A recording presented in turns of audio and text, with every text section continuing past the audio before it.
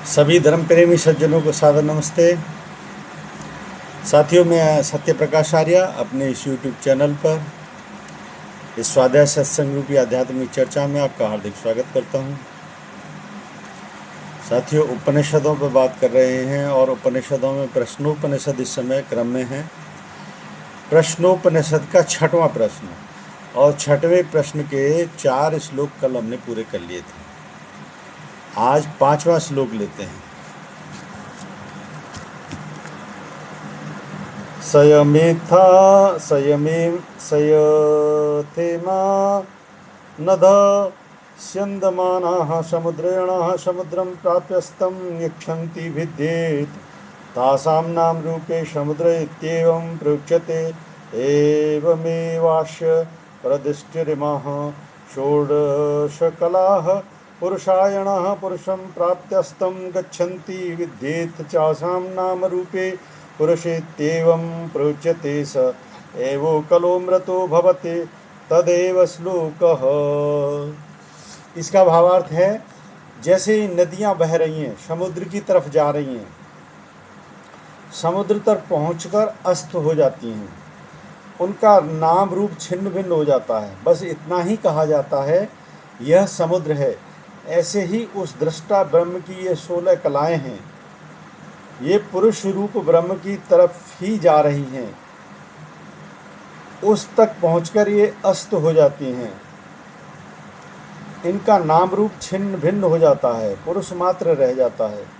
ये 16 कलाएं उसी से उत्पन्न हुई हैं, परंतु वह स्वयं कला रहित है, अमृत है। जब ये कलाएं उसमें अस्त हो जाती हैं तो कलाओं वाला सकल कलाओं से रहित अकल हो जाता है, अमृत हो जाता है। अब देखिए, इसका मूल भाव इसमें ये समझिए कि इसमें कहा गया है कि जिस प्रकार से ये नदियाँ जो बह रही हैं, और नदियों का अंतिम लक्ष्य क्या है? समुद्र में मिल जाना। और समुद्र में जब मिल जाती हैं तो फिर आप ये नहीं कह सकते कि नदी का इसका अस्तित्व कहाँ है, फिर वो समुद्र हो जाता है। इस प्रकार की तुलना किससे की गई है? इस प्रकार की तुलना की गई है उस पुरुष से जो 16 कलाओं से युक्त है। और वह 16 कलाओं से युक्त पुरुष जिस प्रकार से नदी बहती है और अपने लक्ष्य तक पहुंच जाती है, और अविरल नदी यात्रा चलती रहती है, स्वतः प्रवाह जिसे कहते हैं। आपने इस श्लोक से अगर कुछ भी थोड़ा सा समझना है तो 16 कलाओं वाले व्यक्तित्व की नदी से जो संज्ञा दी गई है कि इसका अस्तित्व इस प्रकार से होता है, तो आप ये देखिए, नदी स्वाभाविक तौर पे तो झरनों से निकल रही हैं, हिमालयों से, और उन झरनों से निकलते निकलते न तो उसका कोई रास्ता बना रहा, न कोई उसका मार्गदर्शन कर रहा, और लक्ष्य उसका समुद्र है। तो स्वतः ही बहते बहते बहते रास्तों पे मुड़ते और अपना मार्ग बनाते बनाते स्वतः ही समुद्र में जा मिलती है। ठीक उसी प्रकार से 16 कलाओं युक्त व्यक्ति का जीवन जो है ना, वो स्वपरिभाषित जीवन होता है। वो भी प्रकृति के साथ एक तरीके से तादात्म्य करके चलता रहता है। जैसे जैसे उसका प्रकृति जगत से सामना होता रहता है, वो उनसे गुजरता रहता है और अंत में अपने पूर्ण अस्तित्व को प्राप्त कर लेता है, पूर्णता को प्राप्त करता है। वो गुजरता भी साक्षी भाव में, ये ध्यान उसको रहता है कि मैं उस परम दृष्टा की दृष्टि में इस जीवन को इस प्रकार से जी रहा हूं जैसा उसका जीवन चल रहा होता है। ये जो भी कह लो भावनात्मक संस्कार होते हैं 16 कलाओं के साथ व्यक्ति के साथ जुड़े हुए, वो उन भावनात्मक अपने संस्कारों के साथ बस इस जीवन से गुजरता होता है। उन सारी कलाओं के माध्यम से साक्षी भाव को साथ में मान के बस जीवन से गुजर रहा है। तो समझ लो कि इस प्रकार का व्यक्तित्व, जैसे कृष्ण जैसा व्यक्तित्व, वह जीवन से गुजर गए। कहने का तात्पर्य है, यहाँ कुछ न करना है, न कुछ धरना है, न कुछ बांटना है, न कुछ लगड़ना है, न कुछ झगड़ना है। जो कुछ हो रहा है प्रकृति का स्वभाव में बरत रहा है, और उसका एक वो भी हिस्सा है। आप इसको ऐसे समझें। तो जो बिना मतलब के जब जो 16 कलाओं से युक्त व्यक्ति है, उसने जीवन कैसा बताया, कैसे जीना चाहिए, कैसे निकल जाना चाहिए। कृष्ण का स्वयं का जीवन देख लो, कितनी परेशानियां आई। जेल में जन्म हुआ, उसके बाद जन्म से लेके ही कंस उसको मारने के लिए तुला रहा, तो कितने जीवन में उतार चढ़ाव आए। लेकिन कृष्ण सबसे आराम से, जैसे एक नदी बहती है वैसे गुजरते चले गए।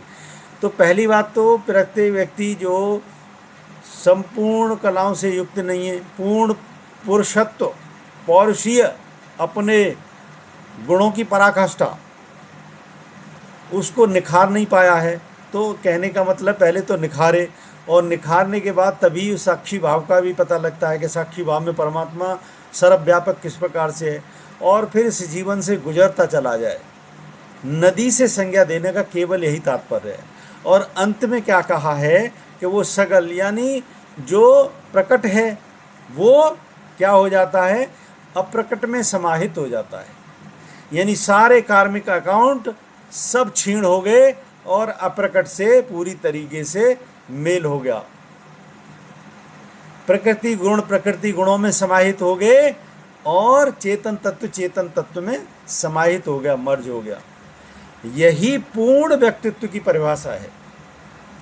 इस श्लोक के माध्यम से यही समझना चाहिए। तो जीवन में जो हम उपद्रव करते हैं, विद्रोह पैदा करते हैं, घृणा और द्वेष पैदा करते हैं, इनकी कोई जगह ही नहीं है। ये आपका मन ही इस प्रकार के जंजालों में फंसाता है। अन्यथा पूर्णत्व में अपने व्यक्तित्व को निखारो, और पूर्णत्व में जिस दिन आपने अपना व्यक्तित्व तो निखार लिया, आपका जीवन ठीक उसी प्रकार से हो जाएगा जैसे एक नदी है, स्वाभाविक तौर पर झरनों से निकल रही है और अपने रास्ते से, टेढ़े मेढ़े रास्ते जैसे भी हैं उसको मिलने बनाती जा रही है, और अंत में सागर में जाके मर्ज हो जाती है। फिर उसका कोई कह नहीं सकता कि ये नदी है, सिर्फ यही कहते हैं वो समुद्र है। इसी प्रकार से मनुष्य का जन्म है। जिस प्रकार से भी चाहे भावनात्मक पुराने कार्मिक अकाउंट के उसे संस्कार जुड़े हैं, वो सब उस यात्रा के दौरान चलते रहते हैं और अंततोगत्वा वो इस प्रकट जगत से पूरी तरीके से अप्रकट जगत में प्योर कॉन्शसनेस के स्तर में पूरी तरीके से मर्ज हो जाता है। इसका कहने का ये तात्पर्य है कि 16 की 16 कलाएं वो प्रकृति जगत की कलाएं हैं, वो तो प्रकृति जगत में छोड़ दी, और चेतन जगत जो कि अनंत है, विशाल है, उसमें जाके पूरी तरीके से चेतन तत्व में मर्ज हो गया। इस प्रकार से इस नदी से इसलिए संज्ञा दी गई है। समझने के लिए कितना है। मैं तो कहता हूँ उपनिषदों और वेदों के ऋषियों में जो उदाहरण भी मिलेंगे, संज्ञा दी जाती है, तो वो क्यों दी गई है, इसका आपको पूरी तरीके से दृष्टांत श्लोक के माध्यम से समझने को मिला। एक श्लोक लेते हैं और अरा इव रथनाभौ कला यस्मिन् प्रतिष्ठिताः तम वेद्य पुरुषम वेद यथा सावो मृत्यु पर व्यथा इति। इसका भावार्थ है, जैसे रथ की नाभि में अरे लगे होते हैं, ऐसे ही जिस ब्रह्म में कलाएं प्रतिष्ठित हैं, उस जानने योग्य पुरुष का ज्ञान प्राप्त करो, तभी तुम्हें मृत्यु किसी प्रकार की व्यथा नहीं देगी। अब इसमें भी कितना जो है ना गहरा अर्थ छुपा हुआ है कि जिस प्रकार से जैसे पहिया होता है उसमें अरे लगे होते हैं, वो सपोर्ट देते हैं किसको, परिधि को, जो कि चलती है। तो जैसे रथ की नाभि में अरे लगते हैं, उसकी नाभि में लगे होते हैं अरे, ऐसे ही जिस ब्रह्म में कलाएं प्रतिष्ठित हैं, इसी प्रकार से जिस व्यक्तित्व में कलाएं प्रतिष्ठित हैं, वो निश्चित तौर पे बहुत बड़ा ज्ञान दे के जाता है ऐसा व्यक्तित्व। जैसे कृष्ण ने भगवत गीता का ज्ञान दिया, तो ऐसे ही जिस ब्रह्म में कलाएं प्रतिष्ठित हैं, ये सारी सृष्टि ब्रह्ममयी है, तो जो कलाओं से उत्पन्न व्यक्तित्व भी ब्रह्ममयी व्यक्तित्व हुआ। उस जानने योग्य पुरुष का ज्ञान प्राप्त करो। ऐसे पुरुष को जानने योग्य, यानी उसने जो ज्ञान दिया है, जो ज्ञान वितरित किया है, उसको ज्ञान को प्राप्त करो। और वो 16 कलाओं से युक्त व्यक्ति ही पूर्ण ज्ञान दे सकता है, क्योंकि वो प्रकृति के सारे रूपों को भेद का पार निकला हुआ व्यक्ति होता है। और उस ज्ञान को ये उपनिषद का जो ऋषि कहता है, तभी तुम्हें मृत्यु की किसी प्रकार से व्यथा नहीं होगी, तभी तुम इस मृत्यु रूप जंजाल से, जो कि तुम्हें हर समय परेशान करती है, मृत्यु का भय या किसी भी चीज़ का भय तुम्हें जो सताता है, तभी तुम उससे मुक्त हो पाओगे। जब तक तुम ऐसे व्यक्तित्व के ज्ञान को अंगीकार नहीं करोगे, स्वीकार नहीं करोगे, अपने अंदर सजोगे नहीं, उसके अनुसार अनुकरण नहीं करोगे, आचरण में नहीं लाओगे, तब तक तुम्हें मुक्ति रूपी भय से कोई दुनिया की शक्ति नहीं बचा सकती। क्योंकि 16 कलाओं से ओतप्रोत व्यक्ति का मतलब है उसे पूर्ण प्रकृति का भी ज्ञान है, और उस पूर्ण प्रकृति के माध्यम से उस चेतन सत्ता का भी ज्ञान वो बखेरता है, वो तुम्हें देने की कोशिश करता है। और उस ज्ञान को प्राप्त जब तक नहीं करोगे, तब तक तुम्हें मृत्यु रूपी भय से कोई दुनिया की शक्ति नहीं बचा सकती। ये श्लोक का तात्पर्य है। और एक दो श्लोक हैं, इसमें पूरी तरीके से कंक्लूड किया हुआ है, तो मेरे आज ये प्रश्नोपनिषद पूर्ण होता है। ये 2 श्लोक भी ले लेते हैं, क्योंकि इसमें इसको समराइज किया हुआ है और कुछ भी नहीं है। तान भो वाचे ताव देवा हमें तत्परम ब्रह्म वेदनातः परमस्तिते। इसका भावार्थ है, पिप्पलाद ऋषि उन 6 जिज्ञासियों को संबोधित करके कहने लगे कि मैं उस परम ब्रह्म के विषय में इतना ही जानता हूँ, इससे परे वह है भी नहीं। तो पिप्पलाद ऋषि ने उन 6 जिज्ञासियों को एक ही बात कही कि मैं उस परम ब्रह्म के बारे में इतना ही जानता हूँ जो मैंने तुम्हें बताया है, और ये जानना ही अपने आप में पर्याप्त है, क्योंकि इससे परे उस ब्रह्म की कोई दूसरी परिभाषा है भी नहीं। निश्चित तौर पे इसलिए ओंकार की जो व्याख्या चल रही थी उसमें भी ऐसे श्लोक आए थे, और इसमें भी ये 2 श्लोक इसी प्रकार से आए हैं। तो वास्तविकता है कि इससे परे उसको डिफाइन किया भी नहीं जा सकता।